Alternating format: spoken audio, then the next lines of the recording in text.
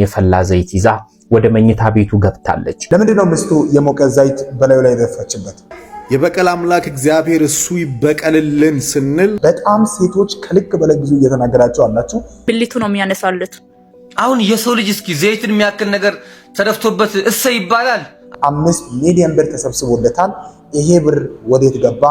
ከወንድሞቿ ጋር ተባብራ አደንዝዘውኝ በድጋሚ በጣም በአስቸጋሪ ሁኔታ መጥቼላችኋለሁ ማለት ነው። በሶሻል ሚዲያ የተነሱ እጅግ በጣም ብዙዎቻችን ያልጠበቅናቸው አነጋጋሪ ነገሮች ከሰሞኑም እየታዩ አሉ። የአብዲ ረጋሳ ጉዳይ ሚስቱ እንግዲህ የሞቀውን ዘይት በላዩ ላይ ከደፋች በኋላ በጣም በአስቸጋሪ ሁኔታ ውስጥ ይገኛል። ከዚህ ጋር ተያይዞ ለምን ደፋች የሚለው ጥያቄ የብዙዎች ጥያቄ ሲሆን አስተያየት የሚሰጡ ሰዎች ደግሞ በጣም ብዙዎችን እያነጋገሩ ይገኛሉ።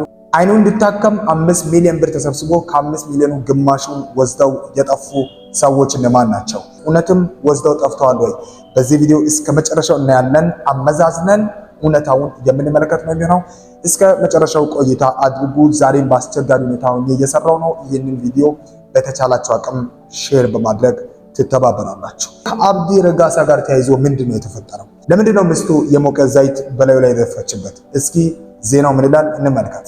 ሳምቡሳ ልትጠብስ ያዘጋጀችውን ዘይት የፈላ ዘይት በሰውነቱ ላይ ጨምራ እንደምትመለከቱት ከፍተኛ ጉዳት አድርሳበታለች። አብዲ ረጋሳ ይባላል። ትናንትና ከአፍጥር በኋላ በቤቱ ገብቶ ጋደም ብሏል። እናም ያልታሰበ ነገር ተከሰተ። ባለቤቱ ሳምቡሳ ለመጥበስ ያዘጋጀችውን የፈላ ዘይት ይዛ ወደ መኝታ ቤቱ ገብታለች። ያለ ምንም ርህራሄ ዘይቱን እላው ላይ አፍስሳ በምትመለከቱት መንገድ ከፍተኛ ጉዳት አድርሳበታለች። ብዙዎች እንዴት ሲሉ ይጠይቃሉ። በባለቤቱ እንደዚህ ያለ ድርጊት ለምን ተፈጸመ? የብዙዎች እንቆቅልሽ ሆኗል። ግን ከፍተኛ ጉዳት ደርሶበታል። ከፍተኛ ጉዳት ደርሶበታል እምለው በትክክል ያስማማል። ነገር ግን ያደረገችበት የራሷ ምክንያት አለ። ግን በሶሻል ሚዲያ ያሉ ሰዎች በጣም የፍርድ ቃልን ሲናገሩ ማየት ደግሞ ከምንም በላይ ያሳዝናል። አንዳንድ ጊዜ ሰው ጉዳት ላይ ከወደቀ በኋላ የምንናገራቸው ነገሮች እጅግ በጣም ተስፋ የሚያስቆርጡ ናቸው። እስኪ ስሙ። ይሄ ልጅ አስታወሳችሁት? አብዲ ረጋሳ ይባላል እና ከፕሮቴስታንት ወደ እስልምና ቅርብ ጊዜ ነው የሄደውና ገና ከመሄዱ ጀምሮ ስለ ኢየሱስ ክርስቶስ ምን ሲናገር እንደነበረ ምናልባት በዛ ቪዲዮ ታስታውሱታላችሁ ብዬ አስባለሁ። እና ያው አሁን ደግሞ እንደዚህ የፈላ ዘይት ላው ላይ ተደፍቶበት እንደዚህ ሆኗል ማለት ነው። በማንደው ታውቃላችሁ ደግሞ በገዛ ሚስቱ በገዛ ባለቤቱ ነው። አንዳንዴ የበቀል አምላክ እግዚአብሔር እሱ ይበቀልልን ስንል ያለ ምክንያት አይደለም። ደግሞ በስሙ ነው ሲዘባበት የነበረው። በጣም ህዝበ ክርስቲያኑና ህዝበ ሙስሊሙን ለማጋጨት የተሄደበት ርቀት ቀላል አልነበረም በወቅቱ። ማለት ኢየሱስ ክርስቶስን የገለጸበት መንገድ እየተናገረበት የነበረበት መንገድ ትንሽ ስሜታዊ ያደርግ ነበረ። ምናልባት ያንን ቪዲዮ አይታችሁት ከሆነ አላውቅም። ይሄው እንግዲህ ዛሬ እንደዚህ ሆነ ሆስፒታል ገብቷልና እርዳታ እየተለመነለት ነው። ጉጭማ እኔ ያልወደድኩት ምን እንደሆነ ታውቃላችሁ? ሳቁን ከዛ ደግሞ ቀልዱን ነው ያልወደድኩት። ያው በእኛ ሀገር የሚባል አባባል አለ አይደል? በወደቀ ዛፍ ላይ ምሳር ይበዛበታል አይደል የሚባለው። አሁን ይሄ ሰው በአስቸጋሪ ሁኔታ ውስጥ ከገባ በኋላ ኔጌቲቭ የሆኑ አስተያየቶች ሞር ይጎዱታል። አሁን ጤናው እንዴት ይመለስ፣ እንዴት ሰው ይሁን የምን ነገር ማበረታታት ሲቻል እንደዚህ መነጋገር አስፈላጊ ነው ወይ? በእርግጥ ሰውየው ያደርግ የነበረውን እናንተ ታውቃላችሁ። አስቸጋሪ ነገር ነው። ነገር ግን እንዲህ ባለ መልኩ ደግሞ ማን ነው ጻድቅ፣ ማን ነው ቅዱስ፣ ማን ነው ንጹህ የሆነ በዚህ ምድር? እውነታውን በኃጢአታችን ልክ ፈጣሪ ቢገለንና ቢያጠፋን ምናልባት በምድር ላይ መኖር የሚችል ሰው ማን አለ? ስለተጎዳ በጣም በአስቸጋሪ ሁኔታ ውስጥ ስላለ እንደዚህ ማለት ያለብን አይመስለኝም። ማመዛዘን የምንችል ሰዎች ብንሆን መልካም ነው ብዬ አስባለሁ። እሱ ብቻ አይደለም፣ ሶሻል ሚዲያ እንዳለ የተሞላው ኔጌቲቭ በሚናገሩ ሰዎች መሆኑ ደግሞ በጣም የገረመኝ ማለት ነው። እስኪ አንዲትም ሴት ተናግራለች። በጣም ሴቶች ከልክ በላይ ብዙ እየተናገራችሁ አላችሁ። እስኪ አንዲት ሴት ያለችው ነገር በጣም ያስገርመኝ። በዚህ ልጅ ብዙዎቹ አዝናቸዋል። ሴቶቹም ወንዶቹም ብዙዎቹ አዝናቸዋል። ሚስቱ ባቃጠለችው ደግ አረገች። ጀግና ስላቃጠላት ነው ያቃጠለችው። ያንሷል ስላቃጠላት ነው። ሴት ልጅ ስትደፈርስ፣ ስትታረድስ፣ እርጉዝ ሆና ስትረገጥስ፣ እናት ስትደፈርስ፣ ህፃን ሴቶች ስትደፈሩስ፣ ገና ጨቅላ ምንም ነገር ያላዩት ነገር ስትደፈሩ ስታረዱስ እና ሴቶች አናሳዝናችሁ? ደግ አደረገች። እኔም ቢያደርገኝ እንኳን ሊያቃጥለው ብልቱ ነው የሚያነሳለት። ሲያንሰው። እንደዚህ አይነት የበቀል ቃሎች አስፈላጊ ናቸው ወይ? እኔ አላውቅም፣ ግን የእውነት ምን ውስጥ እንደምንገባ አናውቅም። ነገያችንን እኛም አናውቅም። በጣም ደካማ ነው የሰው ልጅ። ነገር ግን በዚህ ልክ በድፍረት መናገር እኛ አስፈላጊ ነው ብዬ አላምንም። ሴትም ይሁን ወንድ በዚህ ምድር ስኖር ህግ ባለበት ሀገር ላይ ስንኖር ፍትሃዊ የሆነ ፍርድን ማግኘት፣ በነፃነት መንቀሳቀስ፣ በነፃነት መመላለስ አለበት። ህግ ባለበት ሀገር ደግሞ እንዲህ ያሉ በቀል የተሞላባቸው ነገሮች ሊደረጉ አይገቡም አምናለሁ። ነገር ግን እንደዚህ በድፍረት የምንናገር ሰዎች በሶሻል ሚዲያ አይዶኖ ከባድ ነገር ሊከተልብን ይችላል። እሱ በድፍረት እየተናገረ ነው ዛሬ ለዚህ የበቃው ይላሉ አይደል ሰዎች። አንቺም እንደዚህ አይነት ነገር ለምንድን ነው የምትናገሩት? ግን እንደዚህ የሚናገሩ በጣም በስሜት የተወጠሩ ሰዎች በሞሉበት ቆንጆ የተረጋጋ ሐሳብን ስናገር ከአንድ ሰው ሰሙ። ታደራችሁ አንድ ሙስሊም ወንድማችን ላይ የፈላ ዘይት ሚስቱ ሳምቡሳ የሚጠበስበትን የፈላ ዘይት ደፍታበታለች እና ከዚህ ጋር በተገናኘ አንዳንድ ሰዎች ደስታቸውን እየገለጹ ይገኛሉ። ዘይቱ እንኳን ተደፋበት፣ ደግ አረገች፣ አበጀች የሚሉ ሰዎችን አይቻለሁ። ቢኮዝ የሰውዬ ከፕሮቴስታንት ወደ እስልምና በመጣበት ጊዜ በጣም ብዙ ነገር ይናገር ነበረ፣ ህዝበ ክርስቲያኑን ይናገር ነበረ አይነት አሽሙር አይቻለሁኝ እና አንዳንዶች ደግሞ ፌሚኒስቶች ደግሞ ጥሩ ነው እንደውም አሲድ ብደፋበት ጥሩ ነበረ ዘይቱ ዘይት ለምን ታባክናለች? አሲር ቢኖር አሲር ነበር መጠቀም የነበረባት ብለው ሲናገሩ ሰምቼ ገረመኝ። ማለት ሰውነት እንዴት እንደዚህ ረከሰብን? ሰውነት እንዴት ረከሰብን? ምንድነው? ቆይ ግን ችግራችሁ ምንድነው? ግን አሁን የሰው ልጅ እስኪ ዘይትን የሚያክል ነገር ተደፍቶበት እሰይ ይባላል፣ አበጀ ይባላል። ሴቶች ላይ የሚደርስ ጥቃት ከዚህ በላይ ነው እና ሴቶች ላይ ጥቃት ስለደረሰ ወንዶች ላይ መድረስ አለበት ነው ወይስ ሴቶች ላይ የሚደርሰውን ነገር ለመካስ ወንዶችንም በዘይት ማቃጠል ይገባል ማለት ነው? ዝም ብንል ወንዶች የሚያደርሱት ጥቃት ይብሳል ወይስ ሴቶች የሚያደርሱት ጥቃት ይብሳል? በጣም ነው የገረመኝ። ማለት የሰው የመጨረሻ መዝቀጥ ይሄው እንግዲህ ቀኑን ጠብቆ እግዚአብሔር ቀጣው፣ ቀኑን ጠብቆ በእሳት አቃጠለው፣ በዘይት አቃጠለው። አቤት አቤት አቤት ይገርማል። በቃ ፍርድ ፈራጆች እና እኔ በጣም ነው የገረመኝ። እርግጥ አንዳንድ ሰዎች ምግባራቸው እኩል ሊሆን ይችላል፣ ግን በዚያ ያክል ደረጃ ግን ወርደን የሰው ልጅ ቁስል ላይ መሳቅ መሳለቅ ግን ከባድ። ዘይት ትንሽ ጠብ እንኳን ምትል እንኳን ዘይት ሰውነት ላይ እንዴት እንደምታቃጥል ያየ ነው የሚያውቀው። ሚስትየውን በድለዋታል ይሆናል፣ እሱ ሌላ ጉዳይ ነው፣ ሊቀጣ ይገባል። በዚህ አይነት መንገድ ግን አይደለም። ዘይት ተደፍቶበት ግን አይደለም ሊቀጣ የሚገባው። ኦኬ ከፈለገሽ ዲቮርስ መብቷ ነው ትፍታው። ከዚያ ውጭ ግን ዘይት የሰው ልጅ ላይ እየጨመሩ አሲድ የለም እንዴ ይባላል እንዴ? ሰው የፈለገውን ነገር ያውራ። በእሳት በዘይት ሲቃጠል እሰይ ማለት በጣም ከባድ ነው፣ በጣም ከባድ ነው። ባይሆን በጸሎታ አስበው፣ ሰው እንዲመለስ ጸልይለት እንጂ በዘይት ሲቃጠል እሰይ በሚዲያ ወጥተህ መናገር የአይምሮህን መዝቀጥ ነው የሚያሳየው። እና ንስሐ ግቡ።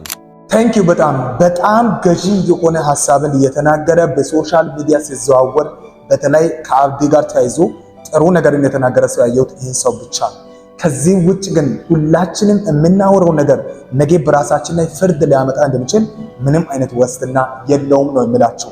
እናንተ እንዴት እሰይ ይባላል? እንዴት ስለወደቀ፣ እንዴት በቃ ስለተመታ፣ በቃ አሁን ያለበት ሁኔታ አስቸጋሪ ስለሆነ ብቻ እሰይ እያለን እየሳቀን ኖ። እንደዚህ ማድረግ አስፈላጊ ነው ወይ? አዎ በህግ ሊጠየቅ ይገባል። ላደረገው ነገር በሴቶች ላይ ለሚደርስ ነገር በየጊዜው በሶሻል ሚዲያ እየሰራን ነው፣ ጥንቃቄ ሊደረግ ይገባል እላለሁ።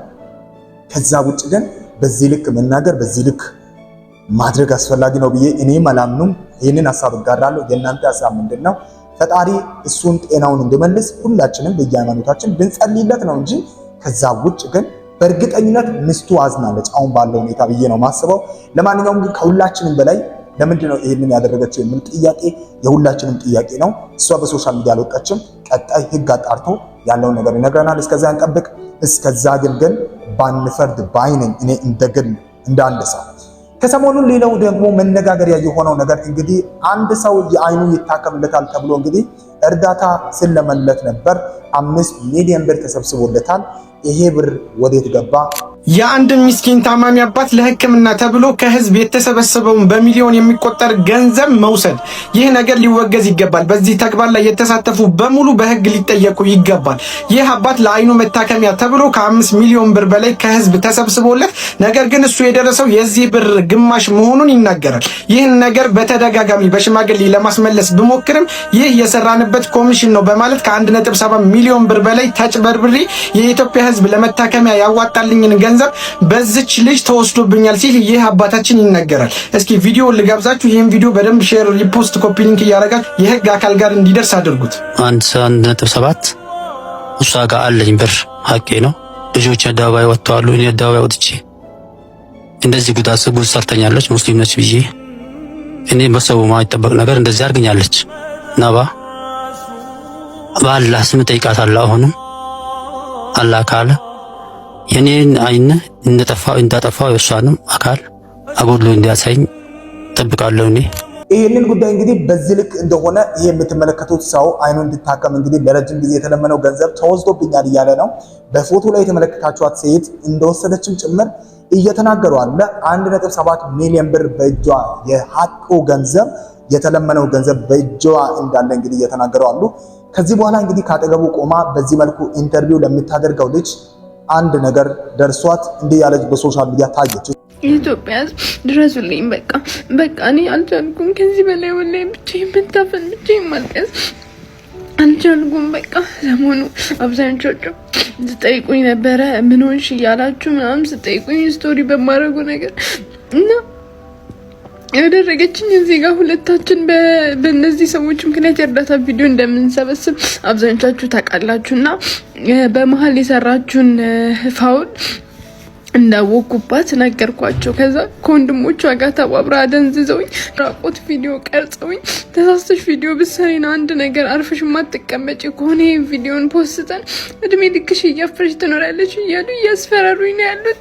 እኔ ከዚህ በላይ በግቱኛል። ሲጀመር በሶሻል ሚዲያ የሚደረጉ የእርዳታ ቪዲዮችን እኔ በፍጹም አላምንም። በግሌ ከቻልኩኝ መርዳት የተወሰነ ነገር ማድረግ እፈልጋለሁ። ከዛ ውጭ ግን በጣም የበዛ ነገርን ማድረግ እኔ አይስማመኝም። እንግዲህ ትልቁ ነገር ሁለቱ ናቸው የሚሰበስቡት። ነጃትና ነባ የምትባለው እንግዲህ ሁለቱ ሴቶች በአንድነት ለዚህ ሰው ገንዘብ እንዲሰበሰብ የእርዳታ ጥሪዎችን እያደረጉ ገንዘብ ይሰበስባሉ። ከዛ በኋላ አንደኛዋ ነባ የተባለችው በቀደም በፎቶ የምትመለከቷት ሴት ገንዘቡን ይዛ ጠፍታለች ነው እየተባለ ያለው። ያንን ቪዲዮችን እንዳሰሪ ብላ እንግዲህ አደንዝዛ የራቆት ቪዲዮ ቀርጻ አሁን ደግሞ እያስፈራራችኝ ነው ብላ እቺ የምትመለከቷት ልጅ እየተናገረች ናት። ከዚህ በኋላ ግን እቺ ነባ የተባለችው ደግሞ ምን እያለች ቪዲዮ እንደሰራች ተመልከቱ። ደግሞ የራቆት ቪዲዮ ይዘው እያስፈራሩኝ ነው ብላ ትላንትና ነጃት ቪዲዮ ለቃ ነበረ። ሰላም አለይኩም እንዴት ናችሁ? እኔ ደህና ነኝ አልሐምዱሊላህ። ትንሽ ጉንፋን ይዞኝ ድምጼ ተቀይሯል፣ እሱ በጣም ይቅርታ። እኔ ስለምን ቪዲዮ እየተወራ እንደሆነ ምንም ማውቀው ነገር የለም። ነገር ግን ፎቶዬን ለጥፋ ስሜን ጠርታ የቤተሰቤን ስም ጠርታ ቪዲዮ እስከሰራች ድረስ በስም ማጥፋት ወንጀል መቀጣት አለበት። ለዚህ ደግሞ ዋጋ መክፈል ስላለባት ጉዳዩን በህግ ይዤዋለሁ ማለት ነው። ሌሎቻችሁ ኢንቦክስ ላይም እየጠየቃችሁኝ ቴክስት ላይም እየደወላችሁ የነበራችሁ ሰዎች አላችሁ። ለእናንተ ለሁላችሁ መመለስ በጣም ከባድ ስለሆነ ነው ቪዲዮ እየሰራው ያለሁት። በመቀጠል ደግሞ ምንም አይነት ማስረጃ ካላትና እንደዚህ አይነት ጥቃት ከደረሰባት በህግ ልትጠይቅ ነው የሚገባው። ምክንያቱም ማንኛውም ሴት እንደዚህ አይነት ጥቃት ደርሶባት ዝም ማለት አለባት ብዬ አላምንም። ነገር ግን በስሜታዊነት ተነስታ ወይም ደግሞ ከሱ ጋር አብራ መሆን ስላልቻለች ብቻ ይህንን ነገር አድርጋ ከሆነ እኔ በፍጹም ዝም ብዬ ላልፈው አልችልም። የራሴንም ሆነ የቤተሰቤን ክብር የማይመጥን ነገር ነው ያወራችሁ። ስሜን አጥፍታለች። ለዚህ ደግሞ መቀጣት ስላለባት ጉዳዩን በህግ ይዤዋለሁ። እንደነገርኳችሁ ያለውን ነገር ህጉ እንዴት እንዳደረገና የህግ ጉዳይ እንዴት እንዳለቀ ማሳወቃችሁ ይሆናል። ሌሎቻችሁ ደግሞ የሁለቱንም ሰው በኩል ሰምታችሁ ባላንስ ለማድረግ የምትሞክሩ ሰዎች በጣም ነው የማመሰግነው። እኔ አንዳንድ ጊዜ እየፈጠሩ እየመጡ በሶሻል ሚዲያ ሰውን የሚያደነጋግሩት ነገር የእውነት ነው ብላቸው አይመቸኝም። በሶሻል ሚዲያ እማምነው እውነትን መነጋገር ላይ ትኩረት ብናደርግበት ብዬ ስል እነዚህ እንግዲህ ሁለቱም ራሳቸው ሲሰበስቡ ቆዩ። ከዛ ራሳቸው የገንዘቡን ጉዳይ የሆነ ነገር አደረጉ። ከዛ አሁን ደግሞ መታው የራቆት ቪዲዮ እያሉ ሰው ላይ ሌላ ጣጣ መፍጠር ለምን አስፈለገ? እኔ አላውቅም። በእውነት እኔ በጣም አስቸጋሪ ነው። ሴቶች በዚህ ልክ ቀማሪ ሲሆኑ ማየት በጣም ነው የሚያናደኝ። ግን ለማንኛውም አሁን አልወሰድኩም ብላለች። እንግዲህ እንደወሰደች የሚናገሩ ደግሞ ሌሎች ሰዎችም አሉ። ገንዘቡንም ወስዳለች፣ ይህንን ነገር እያደረገች ናት ይላሉ። እንግዲህ ነባ ደግሞ እኔ በሰራሁት ቪዲዮ ምንም አይነት ከመዲና ጋር ኮሚሽን እንዳልተነጋገረች ሰርቼላችሁ ነበር። እስቲ ከመዲና አፍ ስሙት። ሰላም አለይኩም ወራህመቱላሂ ወበረካቱ። እኔ ከነቢያት ጋር ስለ ኮሚሽን ስለ ብር ምናምን ይደርሰኛል ይገባኛል ያለችኝ ነገር ምንም የለም። አላነሳችም፣ አልሰማውም። ጀማል ደግሞ አይኑ ነው እንጂ የማይታየው ጆሮ ይሰማዋል። መናገርም ያለባት ከተናገረች ከሱ ነው እንጂ ከኔ አይደለም። ስለ ኮሚሽን ስለ ብር አላነሳችም። ይደርሰኛል ይገባኛል ያለችኝ ነገር የለም። አደባባይ ተናለች። 1,700,000 ወስዳለች። ሐቃችን ነው ትመልስ። ነጁ ያለችበት ነበር የመሰለኝ። ነጁ በዚህ የንኬዝ ምንም መታቀው ነገር የለም። አሁን ወንድሟ ራቁት እንደወስዳ እያስፈራራቻት ነው። ሐቁን ይዩ ላላ ብላችሁ አላህ የው ጀማል አሁን ተንከራቶ ነው ያለው። በሱ ላይ አሳብ ተጨምሮ እያመመው ነው። እኔ ላላ ሰጥቼ ነው የገባሁት። ግን አሁን እንግዲህ አቃ ይደበቅም አቁ ይወጣል። እንግዲህ ይኸው እንዳለቻችሁ ነው። እስቲ አሁን ደግሞ አይታችሁ እናንተ ህዝብ ፍረዱ። እኔ ግን ምን አይነት የወረደ አእምሮ ቢኖርን ነው የእውነት ደሃን የታመመውን የተጨደረውን የተጨቀነውን ገንዘብ ብለን ከዛ ደግሞ በዚህ ገንዘብ ራሳችን እርስ በርስ የምንረባረብ? የምር በጣም አስቸጋሪ ነው። አሁን የኛ ሀገር የእርዳታ ቪዲዮ አካሄድ በጣም እየተበላሸ መጥቷል። ኦልሬዲ ሁላችሁም የሚታወቁት እውነት ነው። ይሄ ሜቢ እውነተኛ እርዳታ ለሚያደርጉ ሰዎች አይደለም፣ ጥሩ አድርገው የሚሰሩ አሉ። ነገር ግን ደግሞ በጣም መረባረቡ እየበዛበት ነው። እኔ አላውቅም። እነዚህ ሰዎች እንግዲህ በዚህ መልክ እያታለሉ ሊሆን ልባችንን ቀጥ እያደረጉ እንግዲህ ቀጥለዋል። ምንድነው የሚመጣው ቀጥሎ የሚለው የብዙዎቻችሁን ጥያቄ እንደሆነ አስባለሁ። አይ ቲንክ ሚስቱ ናትና 1.7 ሚሊዮን ብር አሁንም በእጇ እንዳለ እየተናገረች አለች። ለማንኛውም ግን ይሄንን እቺ ሴት አድርገሽ ከሆነ የእውነት ውርደትሽ ትልቅ መሆኑን እንድታስታዊ ለማለት ፈልጋለሁ። ሌሎችም ደግሞ ዝም ብላችሁ እየከሰሳችሁ ከሆነ ዋጋችሁን ታገኛላችሁ። በዚህም በዛም ግን እባካችሁ በደሃና በአጣ በተቸገረ የሚሰሩ ስራዎች የሚነገዱ ንግዶች ቢቆሙ ለማለት እፈልጋለሁ። እስኪ እናንተ ሐሳብ ምንድነው? ሐሳባችሁን እዚህ ላይ እንድትሰጡ ማለት ነው። እውነታው ግን እሷ አላደረኩም ነው የምትለው፣ እቺ ደግሞ አድርገሻል ትላለች። ሌላም የመጣ ሰው ደግሞ አድርጋለች እያለ ነው። ሌላ ደግሞ የራቆት ቪዲዮ አሁን አውጥታለች እየተባለ ነው። ስለዚህም ስለ ራቆቱ ቪዲዮ ቀጣይ እንግዲህ ፓርቲ እየተባለ ይሰራል። ምንድነው በእኛ ላይ ለምን ትጫወታላችሁ አላውቅም።